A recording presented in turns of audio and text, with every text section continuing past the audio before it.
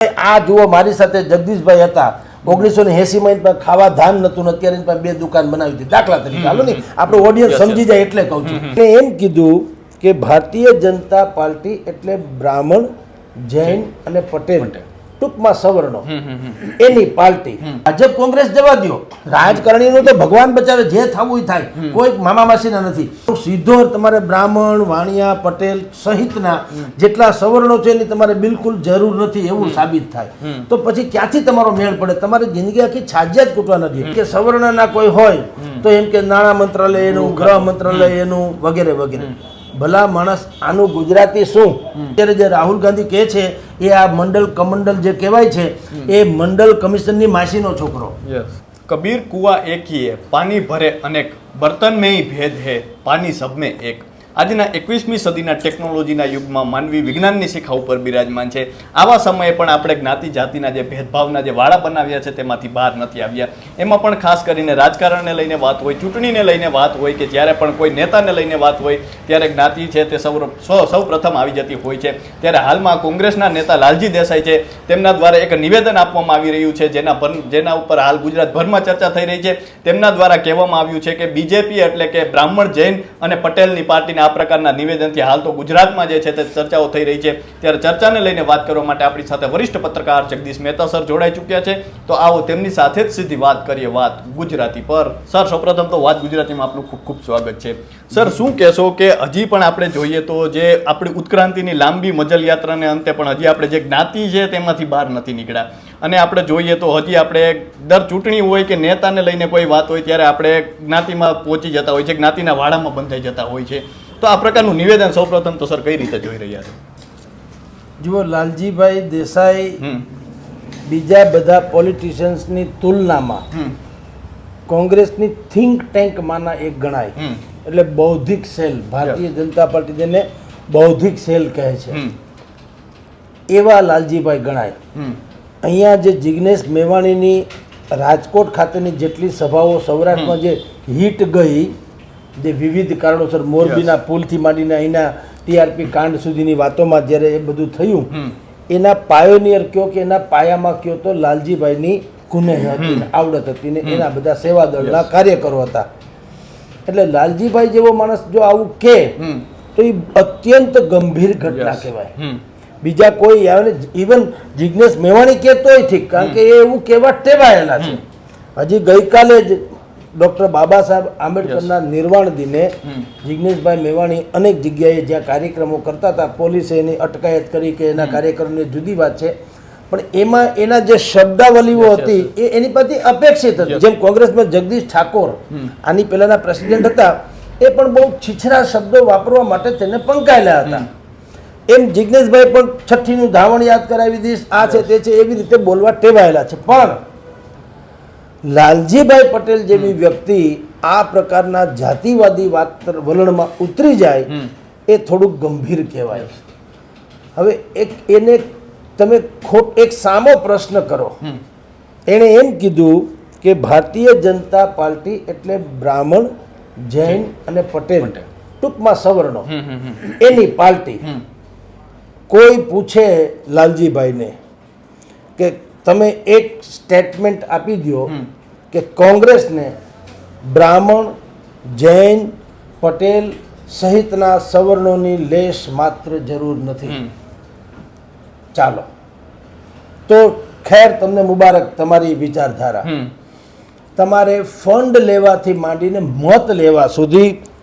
કોઈ પણ સમાજની તમે અવગણના ન કરી શકો પહેલી વાત તો ઈ એટલે તમે આપણે અનેક વખત ચર્ચા પણ કરી છે ને કે જ્યારે નેતાઓ નાગરિકોમાં ખાલી મતદારોના દર્શન કર્યા કરશે ને તો આ દેશનું ભલું ક્યારેય નથી થવાનું તમે મતદારો છો એમ જ માનો છો નાગરિકો છે એમ તો માનતા જ નથી એટલે એ સૌથી મોટી ઘૃણાસ્પદ ઘટના છે કારણ કે નેતાઓને જે સુરક્ષાથી માંડીને સુવિધા પ્રાપ્ત છે એ મને ને તમને નથી તમે જે વેર ઝેર વાવી જાઓ છો એ વેરના અંકુર ફૂટે અને એના જે કઈ ફળ કે કુફળ જે કઈ થાય એ તો અમારે જ વેઠવાના છે કારણ કે અમને Z+ થી માંડીને કોઈ પ્લસ એકેય પ્લસની નથી, અમારે બધી માઇનસ જ છે. અમારે તો તમારે બધું પ્લસ છે.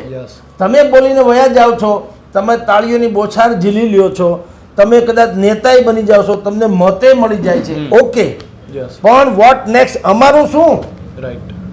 ક્યારેય મેં આપણે કે તમે કે મેં કે અથવા કોઈ પણ આપણા રીડર્સ હોય કે શ્રોતા હોય સાંભળે, બસમાં કોઈએ ક્યાંય સાંભળ્યું કે ભાઈ સવર્ણ છે એટલે આવવા ન દીધો, સબસિડી છે એ સવર્ણ જે છે એને રોકી રાખી કોઈને કે ભાઈ પછાત લોકોને ન મળે. જે બાબા સાહેબ આંબેડકરે બંધારણમાં જોગવાઈ કરી છે એ પ્રમાણે, બલકે એનાથી વિશેષ હવે તો ચૂંટણીમાં નકરી રેવડી બાજી થઈ રહી છે, તો એને પ્લસ એ પાછી પ્લસમાં થાય છે. બંધારણની જોગવાઈ પ્રમાણે તો તમને મળવાપાત્ર બધું મળે જ છે, ઉપરાંત હવે રેવડીબાજી થાય છે. પણ આ જે કાસ્ટિઝમ છે, જાતિવાદ છે, માંડ આમ તમે જુઓ તો છેલ્લા એકાદ દશકાથી કયો તો જાતિવાદને દેશવટો મળવાની તૈયારીમાં હતી. એટલે તો નરેન્દ્ર મોદીનો શબ્દ તો વિકાસની રાજનીતિ. એ જે વિકાસનો શબ્દ મૂકવાનું કારણ શું હતું કે વિકાસ કોઈ એક જ્ઞાતિનો ન હોઈ શકે અને કોઈ જ્ઞાતિને વિકાસ ન ગમતો હોય એવો ન હોઈ શકે. એટલે આ વિકાસની રાજનીતિ કરવામાં આવી રહી હતી. હવે જે ભાઈ તમે કીધું લાલજીભાઈ પટેલ, એના જેવી હસ્તી કે વ્યક્તિ એ પણ જો જાતિવાદી વાત કરવા માંડે કે બ્રાહ્મણ, જૈન અને પટેલની ભારતીય જનતા પાર્ટી છે, એ તો એનાથી મોટું દુઃખદાયી બીજું કોઈ ન હોય. અને એ એટલે કે લાલજીભાઈ જો એમ માનતા હોય કે આવું બોલીને એ તાળીઓની બોછાર ઝીલી લે છે અથવા તો કોંગ્રેસ તરફી લોકો કરી રહ્યા છે, એની હિમાલય જેવડી ભૂલ છે. કારણ એનું એ છે કે તમે વર્ગ વિગ્રહની જેમ જાતિ વિગ્રહ કરાવશો, વેઠવાનું અંતે તો પ્રજાએ આવવાનું હોય છે. અને કોંગ્રેસના લોકો મંચસ્થ બોલે છે, એ પાછા હૃદયસ્થ નથી હોતા. તમે જે પેપર પોલિટિક્સ કરો છો, ઓફિસ પોલિટિક્સ કરો છો, પેલેસ પોલિટિક્સ કરો છો, એનાથી કોઈનું દળદર ફીટતું નથી. તમારે ગ્રાસ રૂટ લેવલ ઉપર જવું જોઈએ અને જે તે પીડિત વર્ગની સમસ્યાને જાણવી જોઈએ અને એને હલ કરવા માટે પ્રયાસો કરવા જોઈએ. આજે અહીંયા રાજકોટમાં પણ ઇન્દ્રનીલભાઈ રાજગુરુએ પ્રેસ કોન્ફરન્સ બોલાવી અને કાયદો વ્યવસ્થા કથળી ગઈ વાત કરી, બસ ધેટ્સ ઓલ. ત્યાં પિક્ચર પૂરું. પણ કાયદો વ્યવસ્થા કથળી ગઈ એના છાજિયા કૂટવા માત્રથી પીડિત વર્ગને કઈ રીતે રાહત થાય એ તમે મને કહો. કોંગ્રેસ જેની પાસે સેવાદળ નામનું એક સંગઠન હોવાનું કહે છે, એ સેવાદળથી માંડીને જે કાંઈ એની પાસે વ્યવસ્થા હોય એ શું કામ એવી પેરેલલ ગવર્મેન્ટ જેવું ઊભું ન કરે, કમસે કમ રક્ષા માટે થઈને પણ, કે કોઈને પણ આવી રીતે કેવળ ને કેવળ એ નિર્બળ છે, જાતિગત છે, પછાત છે, દુર્બળ છે, એટલે જો પીડા કરવામાં આવી હોય તો કોંગ્રેસ એને એડવોકેટની પણ વ્યવસ્થા કરશે, આ સેવાદળના લોકો એને મદદ કરશે, જેણે એને પીડા આપી હશે એના પ્રત્યે જે કંઈ કરવું ઘટે કોંગ્રેસ એવું કેમ નથી કહેતા? એ જ વાત અહીંયા લાગુ પડે છે લાલજીભાઈમાં. તમે જાતિવાદી વાત કરીને આખા સમાજની એકતા જે છે એ એકતામાં તમે વિવિધતા સર્જી રહ્યા છો સાહેબ. તો આ સરદારની ભૂમિ છે, જેણે આખા દેશને એક આખી માળામાં મણિકાની જેમ પોરવી દીધો અને અખંડ ભારતનું નિર્માણ કર્યું. તમે ખંડ ખંડ ભારતનું નિર્માણ કરવા માંગો છો અખંડમાંથી. એક વાત રહી. વાત બીજી, એક બીજી વાત પણ અત્યંત શોચનીય છે અને જો સમાજ આનાથી તાળીઓ પાડીને વયો જશે તો એ રાતા પાણીએ રોશે અથવા પસ્તાશે. એનું વાત શું હતી ભાઈ, શું કે છે લાલજીભાઈ કે કોઈ SC ST કે OBC એ હોય તો એને બહુ સિમ્પલમાં સિમ્પલ ડિપાર્ટમેન્ટ આપે, સમાજ કલ્યાણ ખાતું ને મત્સ્ય ઉદ્યોગ ને વગેરે વગેરે. જ્યારે કે એમ કે સવર્ણના કોઈ હોય તો એમ કે નાણાં મંત્રાલય એનું, ગૃહ મંત્રાલય એનું વગેરે વગેરે. ભલા માણસ, આનું ગુજરાતી શું? આનું ગુજરાતી એ છે કે એને તમે મલાઈદાર ડિપાર્ટમેન્ટ માનો છો, અને જો ડિપાર્ટમેન્ટ મલાઈદાર હોય તો તમારે લાળ ટપકે એ કેવું કહેવાય? એનો અર્થ એમ છે કે તમારે પણ ચાટી જવું છે. નહીતર તમારે કેવું જોઈએ એમ કે અમને ડિપાર્ટમેન્ટ કોઈ પણ સોંપે, દાખલા તરીકે ભલે એ લોકોએ કદાચ માનસિકતા એની એવી છે કે ભાઈ સવર્ણોને બહુ મોટા મોટા ખાતા સોંપી દેવા, ખેર પણ એમ કે જુઓ અમને લોકોને નાના ખાતા આપ્યા તેમ છતાં અમારા ડિપાર્ટમેન્ટે કેટલું ઉજ્જવળ કામ કરી બતાવ્યું. કારણ કે મંત્રી આફ્ટર ઓલ ગમે તે ડિપાર્ટમેન્ટ હોય, કોઈ ડિપાર્ટમેન્ટ એટલે કે વિભાગ કે ખાતું એ કોઈ દી ભૂખી બંગાળી ન હોય. એમાં અબજો કરોડો રૂપિયાની યોજનાઓ હોય છે, એના ભંડોળ હોય છે. તો એના આધારે તમે સમાજનું ભલું કરીને તમારું ચિત્ર ઉજ્જવળ કરી શકો. કોકની લીટી લાંબી હોય એને તમારે ટૂંકી કરવી તો તમે લાંબી કરો, આપોઆપ થઈ જશે. તો મત્સ્ય ઉદ્યોગ હોય કે સમાજ કલ્યાણ હોય કે બાળ કલ્યાણ હોય કે સ્પોર્ટ્સ હોય કે સાંસ્કૃતિક વિભાગ હોય, ભલામણ એ કઈ જેવું તેવું છે. બિલકુલ તમે એમાં બહેતરીન કામ કરી બતાવો તો સમાજને એમ થાય કે ભાઈ આ માણસને હજી આને કંઈક ઊંચી પદ આપવાની જરૂર છે. એવું કરવાને બદલે તમે સીધો એવો આક્ષેપ કરો છો કે નાણાં મંત્રાલય કે ગૃહ મંત્રાલય કે એવા મલાઈદાર ખાતા. એનો અર્થ શું સમજવું? મલાઈદારનું ગુજરાતી એમ કે અહીંયા જે મંત્રી બને છે એ આ ખાતાનો રણીધણી છે અને એમાંથી બધા મલાઈ તારવી લે છે એવું છે. અને એમાંય પાછું એવું હોય તો તમારે એને ખુલ્લા પાડવા, એમાંય ના નથી. તમે પાડો ખુલ્લા કે ભાઈ નાણાં મંત્રી તરીકે છગન મગનભાઈ હતા, જુઓ એને આટલા કરોડ રૂપિયા ખાઈ ગયા, બતાવો, કોઈ પ્રશ્ન નહીં. પણ તમે એમ અત્યારે જે બોલો છો ને ગુજરાતી એવું સંભળાય લોકોને કે મલાઈદાય બધા એને આપો છો ને અમને હાવ સામાન્ય આપો છો, એના કરતાં અમને મલાઈદાય આપો તો અમે ખાઈ. આ તો એના જેવું થયું. તો ભલામણા ડિપાર્ટમેન્ટ કે ખાતું જે કોઈ હોય છે એ પ્રધાનોના પેટ ભરવા માટે હોય છે કે પ્રજાના? આ આફ્ટર ઓલ પ્રજાનું હોવું જોઈએ, પ્રધાનોનું નથી. એ કટકી કરી જાય છે. તો જેની પાસે જે પણ એની પાસે વ્યવસ્થા હોય એને ઉઘાડા પાડો.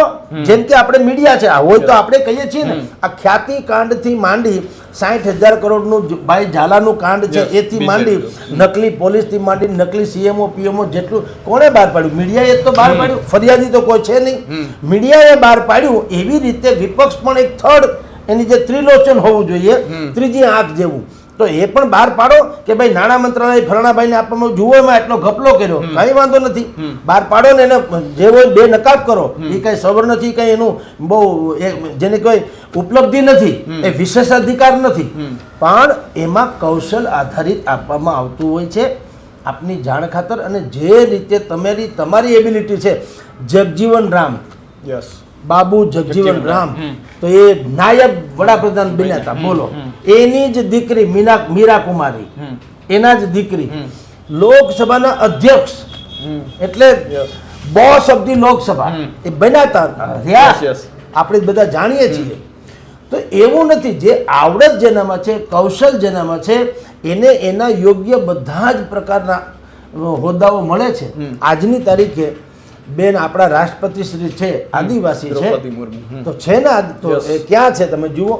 અને આવી બધી પોસ્ટમાં કઈ કોમ્યુનિકેશન કે કાસ્ટિઝમ જોવામાં નથી આવતું.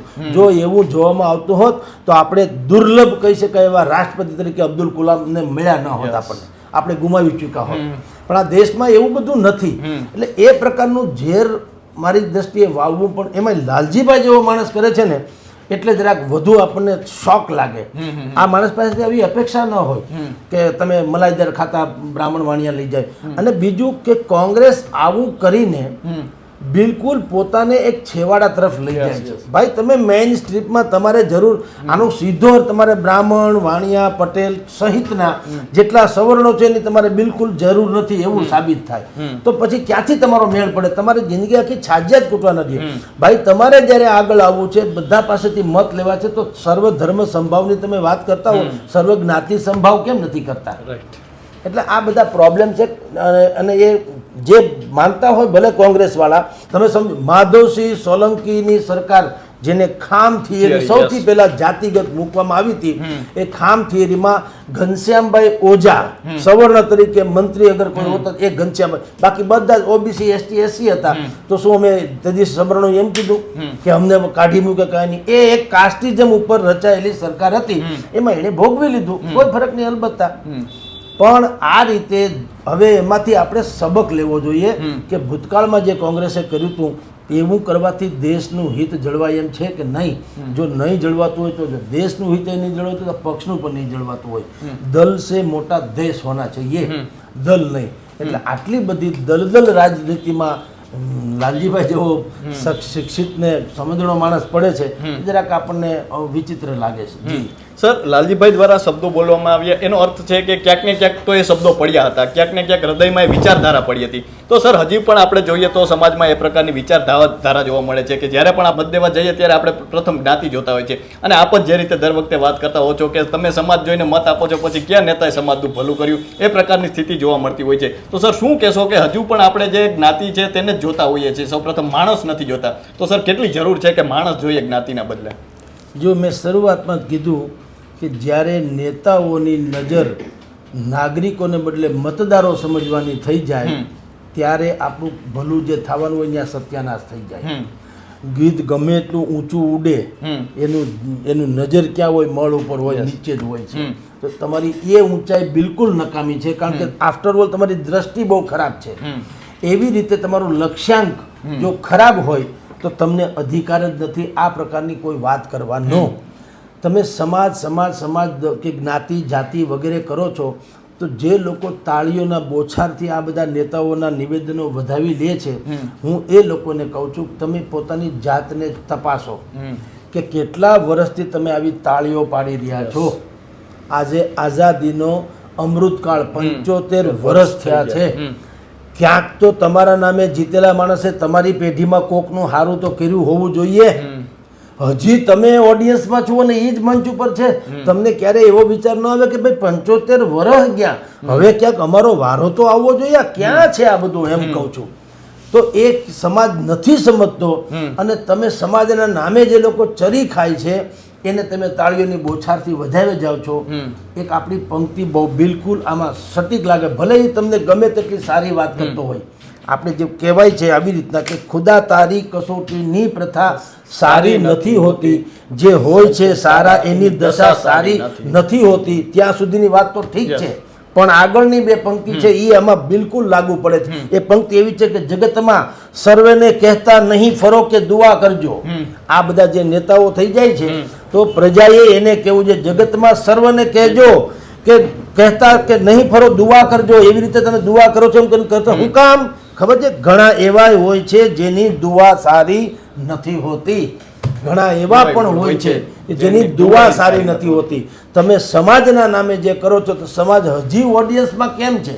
તમે જે નેતા જ્ઞાતિ જાતિની વાત કરતા હોય હું એને એમ કહું સમાજે કહેવું જોઈએ કે ભાઈ તમે કેટલા વર્ષથી રાજનીતિમાં છો, જેટલા વર્ષથી હોય એટલા વર્ષથી જ્ઞાતિ જાતિના નામે જ કરો છો એ તો જગ જાહેર છે. તો હા, તમે મંચ ઉપર તમે એટલા વર્ષમાં કેટલા લોકોનો ઉદ્ધાર કર્યો એ મંચ ઉપર લાવો, યા તો લિસ્ટ વાંચો કે ભાઈ આ જુઓ મારી સાથે જગદીશભાઈ હતા 1980 માં ખાવા ધાન નતું, અત્યારે 2 દુકાન બનાવી હતી. દાખલા તરીકે હાલો ને, આપણું ઓડિયન્સ સમજી જાય એટલે કહું છું. તો ખબર તો પડે કે તમે જે સમાજના નામે વાત કરો છો તમે સમાજનું શું ભલું કર્યું. ભલામણા આ જ લોકો જ્યારે પાછા ધારાસભ્ય તરીકે કે મંત્રી તરીકે શપથ લે છે ત્યારે વાળી સુફિયાની વાતો કરે કે ભાઈ હું તો આખા પ્રદેશનો ધારાસભ્ય છું અથવા મંત્રી છું, તો મંત્રી છું તો પ્રદેશનો છું, એટલે હું કોઈ સમાજની વાતમાં સંકુચિત વાતમાં નહીં પડું. લે હાલે તો તમે જીતા ત્યારે તો આવું કહેતા નતા, હવે શું કામ તમે કહો છો? એવું કોઈ પૂછનારું નથી. અત્યાર સુધી જે લોકોએ બાળા સાહેબ ઠાકરેના છોકરા કટ્ટર હિન્દુત્વવાળાએ જ્યાં સુધી એને સત્તાની લોભ કે મોહ માયા હતી ત્યાં સુધી એણે આ બાળા સાહેબ ઠાકરેનું કટ્ટર હિન્દુત્વને છોડી અને ઇન્ડી એલાયન્સ સાથે થઈને ખોટા સેક્યુલરિઝમમાં ગયા. હવે તમે જુઓ વાંદરોય ગુલાટ ભૂલી જાય જો આપણને જુએ તો. એને એમ થયું કે હવે આપણે હારી ગયા, સત્યાનાશ થઈ ગયો. હવે BMC એટલે બોમ્બે મહાનગરપાલિકા, મુંબઈ મહાનગરપાલિકા જે છે એ એક આખા સ્ટેટને એક રાજ્યને પણ એના કરતાં અધિકતર એનું બજેટ છે. એમાં જો તમારે સત્તા જાળવવી હોય અથવા તો જાળવો તો જ તમારું અસ્તિત્વ ટકે એમ છે. વિધાનસભાની ચૂંટણી કરતાં વધુ મહત્વની થવાની છે BMC ની, બરાબર?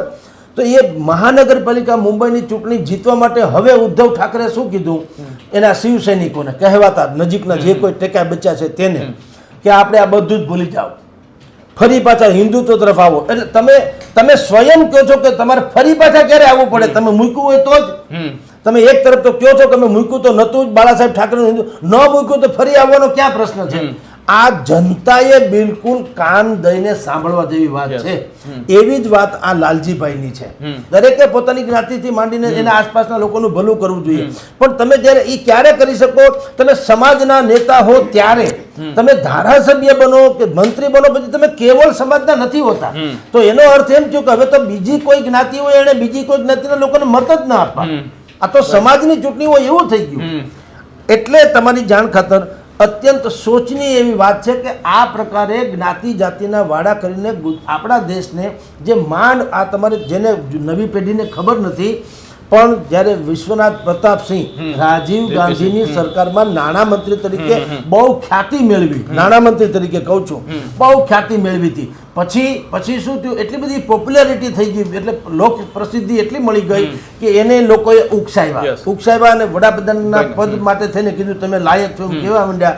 એને બગાવત કરીને સરકાર પાડી ગઈ ને પોતાની સરકાર બની પણ ગઈ. બન્યા પછી એને મંડળ કમિશન જે હતા એના અહેવાલ જે એક કમિશન રચાણું હતું કે જે અત્યારે રાહુલ ગાંધી કહી રહ્યા છે તે જેવું જ જાતિગત જનગણના એ અત્યારે જે રાહુલ ગાંધી કહે છે એ આ મંડળ કમંડલ જે કહેવાય છે એ મંડળ કમિશનની માસીનો છોકરો. એ દિવસે પણ આવું જ થયેલું. એણે જ્યારે મંડળ કમિશનની ભલામણો લાગુ કરી આખો દેશ સળગી ઉઠ્યો તો કોઈને ફાયદો ન થયો. કેટલાય બિચારા એમનેમ જીવતા હોમાઈ ગયા. ઉલટાનો દ્વેષો ભાવ વધ્યો. જે લોકો સુધરેલા છે, ખાલી સવર્ણો નહીં, જે લોકો સુધરેલા એટલે કે જે એસટી એસસી ને ઓબીસીમાં સુખી જે લોકો થઈ ગયા હતા એને પણ હવે એમ લાગવા માંડ્યું કે આ પ્રકારનો જે જાતિવાદ જે છે એ તો આપણને નડે એમ છે. કારણ કે અપરાધીની કોઈ જેમ કહો છો ને માનસિકતા જે છે, અપરાધીની માનસિકતા એ કોઈ વાડાગત નથી હોતી, એ તો સ્થિતિગત હોય છે. એને કારણે બધાને મુશ્કેલી પડતી હોય છે. એટલે બધાએ કીધું આ ધંધામાં પડાય નહીં. એ એમનેમ જે બક્સામાં પડ્યું રહ્યું એને ફરીથી આ લોકો પલિતો ચાપવા માંગે છે. રાહુલ ગાંધી એ એમ કે છે જિસકી જીતની ભાગીદ હિસ્સેદારી ઉસકી ઉતની ભાગીદારી. જે સમાજ જેવડો મોટો એને એટલા અનામતનો લાભ મળવો પડે જેમ છે, આવી એની વાત છે. પણ એને એ ભૂલે છે. એ દરેક જગ્યાએ સારું નથી પડવાનું. ધારો કે ગુજરાતમાં જાતિગત જનગણના થાય તો રાહુલભાઈ ગાંધી ભૂલે છે કે સૌથી વધુ લાભ સવર્ણોને થવાનો છે. તો તમે જો જનગણના કરશો તો ગુજરાત જેવા રાજ્યમાં તો તમને ઉલટાનું નુકસાન થશે. અને આમ પણ તમને કહું, માધવસિંહ સોલંકીના કૌટુંબિક કહી શકાય એવા અમિતભાઈ ચાવડા પણ એમ કીધું કે 80% જેટલા એસટી એસસી ઓબીસી છે એના માટે થઈને ગુજરાત સરકારના જે બજેટ છે એમાં એમ કે 20% જે 150% રકમ આપી છે 80% માટે, 80% લોકો માટે 150 કરોડ, જ્યારે કે 20% સવર્ણો છે એના માટે 600 કરોડ. આ બધા આંકડાબાજીમાં જે ઓડિયન્સ બેઠું એને ખબર નથી પડતું. કોઈ પાસે ડાયરી આપણી પાસબુક હોય બેંકની એવી તો છે નહીં. કોઈ હકીકતે ટેલી કરતું નથી. તમે જે ગોફણિયા ઘા મારો લોકો તાળીઓ વગાડ, ઓહો હો. ભલા માણા 20% કે 25% આ રોડ ઉપર છે, આ રોડ છે, ધારો કે 20% સવર્ણોના કોન્ટ્રાક્ટથી બન્યો, પૈસા એને છોડ. અહીંયા એસટી બસમાં છે ક્યાંય એવું કે આ બધી બેઠકો જે સવર્ણો માટે ખાલી કરવી, જગ્યા હોય તો જેમ કે બીજા આવું છે ક્યાંય? તો ભલા માણા જે નથી એને શું કામ તમે લોકો પલિતો ચાપો છો? અને એમ કહીને તમે સવર્ણોને ઉશ્કેરો છો. એને એમ લાગે નેતા બોલે એ સાચું છે, એને ખબર નથી કે બહુ મોટું ધૂપલ ચાલી રહ્યું છે. અને સાચું કેટલા પૂરતું છે, એને કેવળ મત જોઈએ છે. તમારા મત લઈ લ્યો પછી તમે જાણો ને તમારું કામ જાણે. કારણ કે વાસ્તવિકતાથી ટોટલી વિપરીત આ લોકો વાત કરી રહ્યા છે. એટલે સમાજે હવે થોડુંક એલર્ટ થવું પડે. અને ભારતીય જનતા પાર્ટી હોય કે કોઈ પણ હોય, હું કોઈ એક બીજી મુવમેન્ટ ચલાવવાની જરૂર છે. જે લોકો જાતિગત વાત કરતા હોય એની અગેન્સ્ટમાં જે તથ્ય સાથેની વાત, સરકાર પાસે તો બધા ડેટા અવેલેબલ હોવાના, તો એણે એવી સભાઓ કરવી પણ જોઈએ જેથી કરીને ભાજપ કોંગ્રેસ જવા દો, રાજકારણીનું તો ભગવાન બચાવે, જે થવું એ થાય, કોઈ મામા માસીના નથી. પણ સાહેબ તમારી જાણ ખાતર મંચ ઉપરથી બોલનારાને મેં પહેલા કીધું તો એને સુવિધા ને સુરક્ષા મળે છે, એ ઓડિયન્સને નથી મળતી. એ લોકો અંદરો અંદર ભીડાઈ કૂટાઈ ન જાય એટલે સરકારે કોઈ પણ સમજણા માણસ થ્રુ, એમાં પાર્ટીના લેબલથી નહીં, સામાજિક અગ્રણીઓએ કહેવું જોઈએ કે ભાઈ દાખલા તરીકે લાલજીભાઈએ જે વાત કરી એ વાતનો સીધો જવાબ જે હોય, મેં અત્યારે થોડીક તમને વાત કરી ફિગર્સ વાઇઝ, પણ સરકાર પાસે તો આનાથી વધારે ઓથેન્ટિક હોવાની એ વાત લઈ અને એ જ સમાજના જ્યાં ભાઈ લાલજીભાઈએ જ્યાં સભા કરી એને કેવું જોઈએ કે ફલાણાભાઈ આ વાત કરી ગયા છે, બ્લો બાય બ્લો, સીધું કાંઈ નહીં. હું તો ઘણી વખત એમ કહું છું કે તમારે ચૂંટણી જીતવા માટે ક્યાં પ્રપંચ કરવાની જરૂર છે, કશું જ ન કરો. દાખલા તરીકે ભારતીય જનતા પાર્ટી અત્યારે શાસનમાં છે, એટલે કહું છું રાજકોટની બેઠક ફોર એક્ઝામ્પલ, એ આટલું ન કરી શકે કે ભાઈ આ અમારી સરકાર એક તો 3 દશકાથી છે, પહેલી વાર ગુજરાતમાં, રાઈટ. હું અત્યારે ઊભો છું ચૂંટણીમાં ભારતીય જનતા પાર્ટી તરફથી, તો યસ, ઓકે, પાછળ ચિત્ર જોઈ લ્યો, આ કામ મેં કર્યા છે એવો અમારો દાવો છે. ન હોય તો આંગળી ઊંચી કરો, અમને અત્યારે હરાવી દેજો. આ પુલ બનાવ્યો છે, આ ફોટો છે, આ પુલ લખો મોરબીમાં કે જ્યાં જે હોય તે આ પુલ બનાવ્યો છે, આ એમ્સ બનાવી છે, આ ગ્રીનફિલ્ડ એરપોર્ટ બન્યું છે, આ બજારમાં આટલો ભાવ ઘટાડ્યો કે વધાર્યો છે, જે હોય તે કહું છું.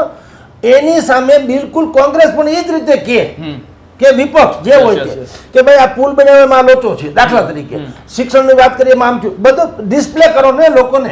તમે ને હું સાડી લેવા જાઓ કે કપડાની જોડ લેવા જાઓ છો, આપણને ક્યાં ખબર છે મિલમાંથી કઈ રીતે યાન આવે છે, કઈ રીતે કંપાય છે, કઈ રીતે કલર થાય છે, કઈ રીતે ડિઝાઇન, કશું જ ખબર છે.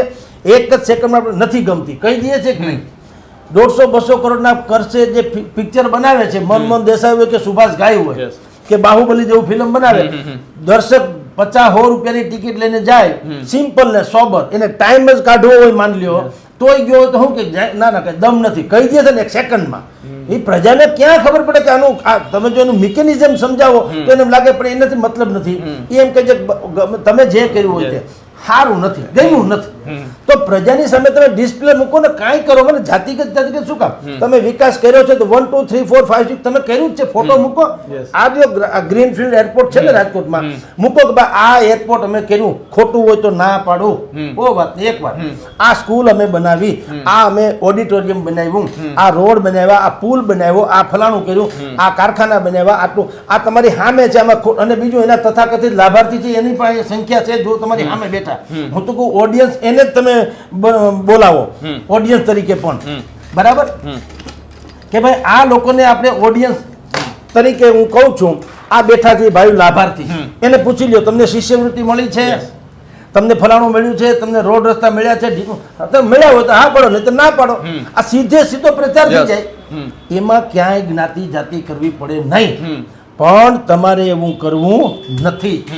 તમારે બધાએ ભેગા થઈને પ્રજાને એક પ્રકારે ઘૂમરે ચડાવવી છે, તમારો પોતીકો સ્વાર્થ સાધવો છે, અને તમારો સ્વાર્થ સાધે જાય પછી જેનું જે થવું તે થાય એટલી હદે ગોફણિયા ઘા કરવા છે, જે આપણા માટે અને લોકતંત્ર બેય માટે થઈને બહુ ઘાતક છે. તો આ હતા વરિષ્ઠ પત્રકાર જગદીશ મહેતા સર, અને સરે જે રીતે વાત કરી હાલમાં પણ જે અત્યારે જ્ઞાતિ જાતિને લઈને ચર્ચાઓ થઈ રહી છે, વાડાઓ બંધાઈ રહ્યા છે, તે ક્યાંક ને ક્યાંક સમાજ માટે જે છે તે ભયસ્થાન સમાન છે. તો અત્યારે બસ આટલું જ, ફરી મળતા રહીશું વાત ગુજરાતી પર.